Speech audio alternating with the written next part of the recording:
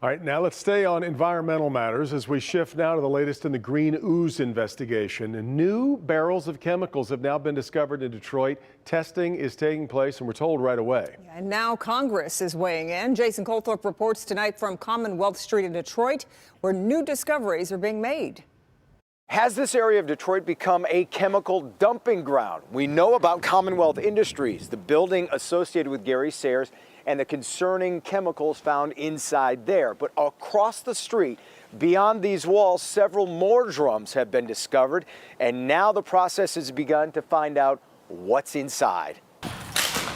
An environmental crew was sent out by the state today to take a closer look. Several drums were found scattered in one abandoned building, and you can plainly see these drums out in the open of the other building next door.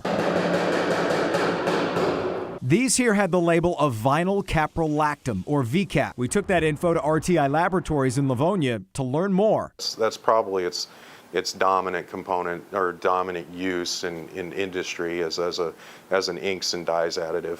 Lloyd Kaufman explained that VCAP isn't nearly as dangerous as the hexavalent chromium oozing from electroplating in Madison Heights, but it's also not good to just leave it laying around. Hazardous waste disposal, or even any waste disposal, has to be controlled. It's got to be, you got to know what you're putting in those drums, or testing those drums after you've put stuff in them.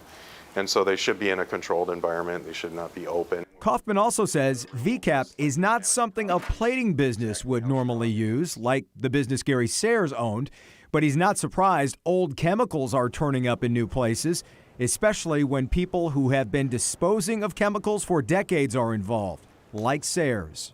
It seemed to be a very good old boys club, at least back when I first started working in that world. You know, there was no regulations as to how you do things except for common sense. But now, yeah, the world as it relates to chemicals is a very different world than when he started, definitely. Yeah, a lot more regulation, and it costs a lot more money to dispose properly of all those chemicals. We just got word a short time ago from Eagle with some of those preliminary test results from those buildings you saw just a moment ago.